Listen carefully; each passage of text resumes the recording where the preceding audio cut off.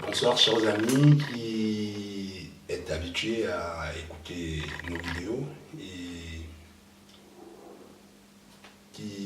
je voudrais, comme je le disais tantôt, vos commentaires pour que nous ayons, comment dirais-je, un forum de discussion pour savoir à peu près ce que vous pensez de ces idées.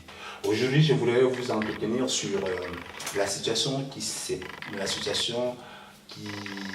produite hier en Tunisie après l'éliminatoire de l'équipe nationale de Tunisie à la Coupe d'Afrique des Nations. Parce que, en fait, vous savez très bien, la Tunisie était qualifiée pour les quarts de finale et elle a rencontré la Guinée équatoriale pour cette édition. Mais malheureusement, ils ont perdu à un score de 2 buts à 1. Mais les choses se sont très mal déroulées pour les subsahariens résidant ou bien qui sont en Tunisie. La seule différence qu'ils ont la couleur noire. Donc je sais que les gens vont me dire, vous aimez trop dire que les Maghrébins sont racistes, parce que c'est la question qui se pose chaque fois qu'on essaye d'interpeller les gens, les autorités, que ce soit les autorités consulaires de nos pays représentées dans ces parties de l'Afrique, la partie de l'Afrique que j'appelle Maghreb, qui déjà d'ailleurs ne se considèrent pas comme des Africains. Et chaque fois qu'on interpelle les autorités diplomatiques, on dit qu'on exagère. Or, hier, ce qui s'est passé, c'est encore un exemple palpable que vraiment, pour eux, ils ne sont pas en Afrique. Pour eux, c'est des Européens. Pour eux, le noir est moins que rien. Il y a eu on a sensibilisé jusqu'à cet après-midi, j'ai eu pas mal d'appels, 46 agressions, c'est pas des petites agressions, juste parce que la Tunisie a perdu contre la Guinée équatoriale. Donc tous les subsahariens, étudiants confondus, étudiants, je dis que les subsahariens en Tunisie, d'ailleurs qu'en Tunisie, il y a très peu de subsahariens clandestins comparativement au Maroc.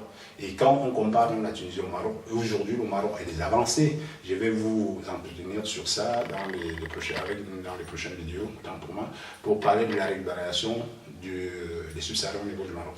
Mais notre sujet n'est pas là. Notre sujet ce soir, c'est la dénonciation de ce racisme ambiant qui existe dans la société tunisienne.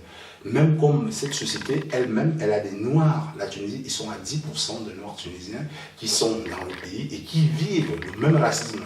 J'ai été en Tunisie l'an dernier au Forum social mondial. Je pense, pas que je pense, j'étais même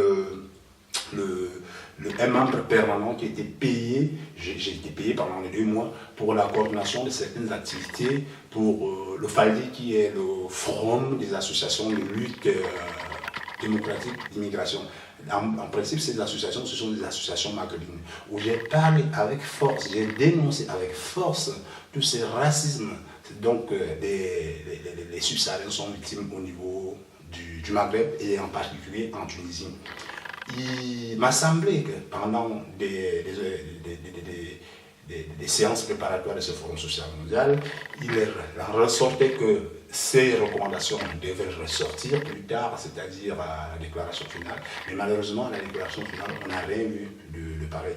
Et j'ai même été énervé, j'ai fait pas mal d'émissions radio ici en France, où j'ai été clair.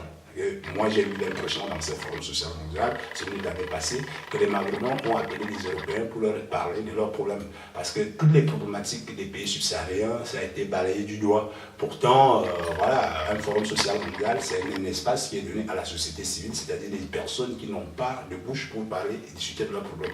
Mais malheureusement, aujourd'hui, les forums sociaux mondiaux, on a l'impression que c'est des espaces où on choisit les gens. C'est-à-dire ceux qui n'ont même plus de bouche, ils n'ont pas de droit. On a vu des réfugiés, des chercheurs qui n'avaient même pas parole.